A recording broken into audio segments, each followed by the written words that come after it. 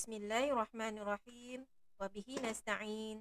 Assalamualaikum warahmatullahi wabarakatuh.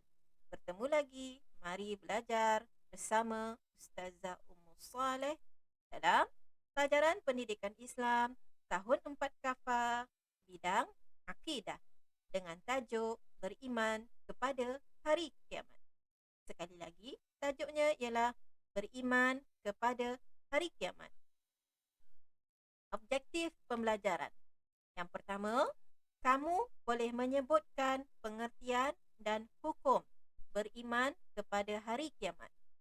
Yang kedua, kamu boleh membaca dalil nakli beriman kepada hari kiamat. Yang ketiga, kamu boleh menerangkan tanda-tanda hari kiamat. Dan yang keempat, kamu boleh menyebutkan nama-nama lain bagi hari kiamat. Baiklah, sekarang mari kita lihat apakah yang dimaksudkan dengan hari kiamat. Hari kiamat ialah hari kemusnahan alam ini. Hari kemusnahan alam ini. Hari kiamat berlaku setelah tiupan sangkakala oleh malaikat Israfil. Semua makhluk akan mati dan alam ini akan hancur binasa. Manusia dan jin akan dibangkitkan dan akan dihimpunkan di padang mahsyar. Segala amalan baik dan buruk yang dilakukan di dunia akan diberi pengadilan dan pembalasan oleh Allah Subhanahu wa taala. Inilah yang dimaksudkan dengan hari kiamat. Baiklah, sekarang mari ikut Ustazah baca bersama-sama dalil nakli yang mengatakan hari kiamat itu wujud. A'udzu billahi minasy syaithanir rajim. Bismillahirrahmanirrahim. فإذا نفخ في الصور نفخة واحدة وحملت الأرض والجبال فدكتا دكة واحدة فيومئذ وقعت الواقعة وانشقت السماء فهي يومئذ واهية. Sadaqallahul Azim. Surah Al-Haqqah ayat 13 hingga 16. Yang bermaksud, kemudian ketahuilah bahawa apabila ditiup sangkakala dengan sekali tiup dan bumi serta gunung ganang diangkat dari tempatnya lalu dihancurkan kedua-duanya dengan sekali hancur, maka pada saat itu berlakulah hari kiamat. Dan terbelahlah langit, lalu menjadilah ia pada saat itu reput dan runtuh. Sekarang, mari kita lihat dalil akli, dalil logik akal yang mengatakan hari kiamat itu wujud. Sesuatu benda yang baharu, lama-lama kelamaan, akhirnya akan buruk, pudar, rosak dan binasa. Sekali lagi, sesuatu benda yang baharu, lama kelamaan, akhirnya akan buruk, pudar, rosak dan binasa. Yang kedua, proses kehidupan manusia bermula daripada bayi, menjadi kanak-kanak, seterusnya menjadi dewasa, kemudian menjadi orang tua dan akhir sekali akan mati. Di sini menunjukkan setiap sesuatu benda yang hidup yang ada proses permulaannya, pasti ada proses pengakhirannya. Seperti bumi ini, ada mula, ada akhir. Alam ini dicipta dan setiap ciptaan akan ada kemusnahan kecuali alam akhirat. Maksudnya, alam ciptaan Allah adalah pasti akan ada kesudahannya. Menurut ahli astronomi, setiap planet yang mengelilingi matahari akan mengalami kurang daya tarikan yang akan mengakibatkan pelanggaran planet-planet. Salah satu planet yang ada di alam semesta adalah bumi. Bumi juga mengelilingi matahari. Suatu hari kelak akan terjadinya kurang daya tarikan, bumi ini di antara matahari dan bumi, dan berlakulah perlanggaran planet-planet yang lain. Maka di situ berlakulah hari kiamat. Sekarang mari kita renungkan gambaran hari kiamat melalui surah Al-Qari'ah.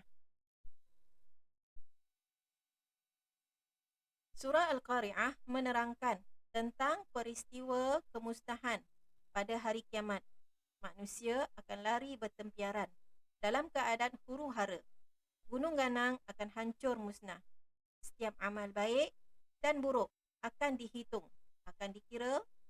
Yang berat amal baiknya akan beruntung kerana diberi nikmat, dan yang ringan amalannya akan merana kerana diberi azab. Baiklah, mari kita lihat apakah pengertian beriman kepada hari kiamat. Beriman kepada hari kiamat ialah mempercayai. Maksud beriman ialah mempercayai dengan sepenuh yakin bahawa hari kiamat pasti akan berlaku. Beriman kepada hari kiamat merupakan rukun iman yang kelima.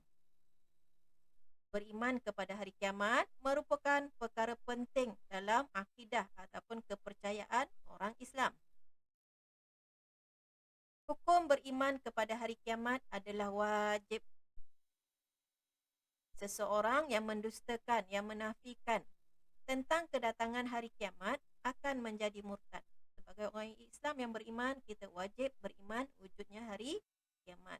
Kita tidak boleh tolak, kita tidak boleh menafikan wujudnya hari kiamat. Kerana ia boleh menyebabkan murtad, keluar daripada agama Islam. Kita minta kita dihukumkan. Seterusnya, mari kita lihat apakah tanda-tanda hari kiamat. Tanda-tanda hari kiamat terbagi kepada dua, iaitu yang pertama tanda-tanda kecil dan yang kedua tanda-tanda besar. Kita lihat dulu apakah tanda-tanda kecil hari kiamat.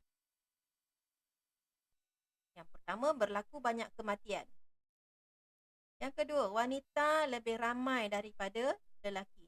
Maksudnya jumlah orang perempuan lebih ramai daripada jumlah orang lelaki. Yang ketiga, berlaku zina secara bermaharaja lela. Terlampau banyak berlaku kes zina. Yang keempat, alat muzik bermaharaja lela. Yang kelima, bermegah-megah dengan pembinaan masjid. Yang keenam, banyak berlaku gempa bumi.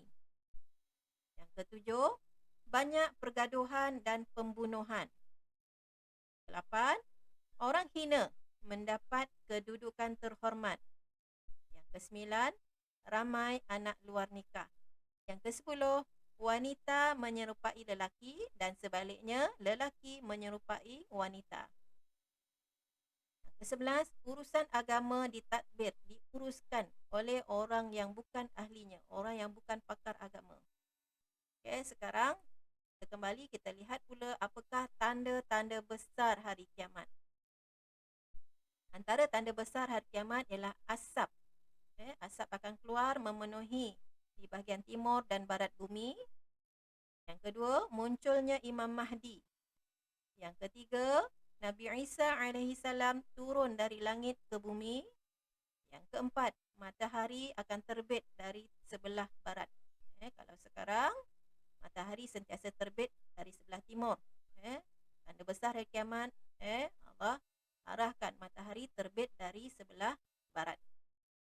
Kelima, keluar Yajuj dan Majuj.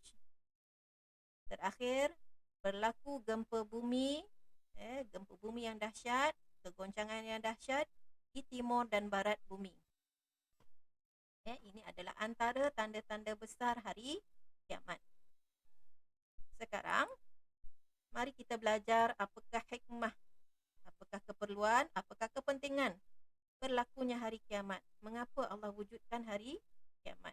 Hari yang sangat menakutkan ini. Kenapa Allah wujudkan? Yang pertama, menunjukkan Allah itu kekal, makhluk itu binasa. Yang kedua, menunjukkan kebesaran dan kekuasaan Allah Subhanahu wa taala. Yang ketiga, merupakan janji Allah. Yang keempat, manusia memerlukan pengadilan yang saksama. Yang kelima, alam ini bersifat tidak kekal dan akan musnah. Okey. Sekiranya kita dah tahu bahawasanya hari kiamat itu wujud, maka berusahalah kita berbuat baik, meninggalkan amalan-amalan yang jahat, yang menyebabkan dosa. Terusnya kita berusaha taat kepada perintah Allah. Jadi anak soleh dan solehah. Seterusnya, mari kita lihat apakah nama-nama lain bagi hari kiamat. Ada banyak sebenarnya nama-nama lain bagi hari kiamat. Di sini Ustazah akan sebutkan hanya 6 sahaja. Nama lain bagi hari kiamat yang pertama, Yaumul Qari'ah. Yaumul Qari'ah yang bermaksud hari yang menggemparkan. Hari menggemparkan. Qari'ah, menggemparkan. Yang kedua, Yaumul Ba'si. Yaumul Ba'si yang bermaksud hari kebangkitan. Ba'si, kebangkitan. Yang ketiga, Yaumuz Zalzalah. Yaumuz Zalzalah yang bermaksud hari kegoncangan ataupun hari gegaran. Kegoncangan. Seterusnya, yang keempat, Yaumuddin yang bermaksud hari pembalasan. Hari pembalasan, Yaumuddin. Yang kelima, Yaumul Hisab. Yaumul Hisab. Kita pernah dengar suatu ketika dulu, ilmu hisab. Ilmu hisab, ilmu matematik, ilmu kira. Jadi Yaumul Hisab maksudnya hari perhitungan. Hitung maksudnya kira. Hari perhitungan. Hari yang mana Allah kira amal baik dan buruk manusia. Yaumul Hisab. Dan yang keenam, Yaumul Waqi'ah. Yaumul Waqi'ah bermaksud hari kiamat. Hari kiamat. Okey, itu antara nama-nama lain bagi hari kiamat yang Ustazah sebut hanya 6 sahaja. Ada nama yang lain lagi. Okey, seterusnya sekarang kita lihat kuis. Kita jawab sedikit kuis. Kita nak tengok awak ingat lagi tak? Apa maksud?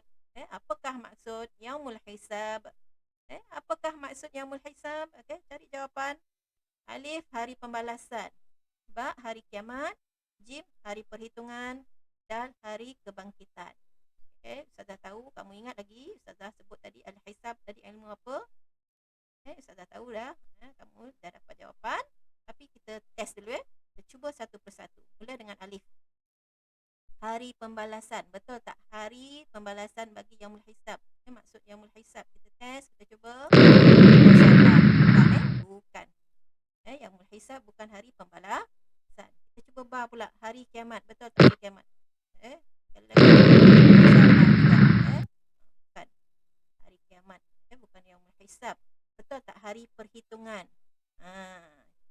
Kita cuba ialah hari perhitungan. Okey, sekali lagi. Hari perhitungan. Okey, nak cuba juga hari kebangkitan? Tak apa, kita cuba. Yaumul Hisab bermaksud hari perhitungan. Okey, soalan kedua. Apakah maksud Yaumuddin? Yaumuddin. Okay, kita cuba hari kebangkitan. Betul tak hari kebangkitan? Bukan hari kebangkitan. Hari menggemparkan. Hari perhitungan. Bukan. Jadi Yaumuddin ialah hari pembalasan. Yaumuddin hari pembalasan. Okey, 2 saja. Saya buat soalan kuis. Sebagai rumusannya, hari kiamat pasti akan berlaku. Sebagai orang Islam, kita wajib mempercayainya kerana ia merupakan rukun iman yang ke-6. Berusahalah berbuat baik sepanjang kehidupan ini. Semoga akhirnya nanti kita semua dikumpulkan dalam syurga yang kekal abadi. Amin ya Rabb. Sekian, terima kasih. Wabillahi taufiq wal hidayah. Wassalamualaikum warahmatullahi wabarakatuh.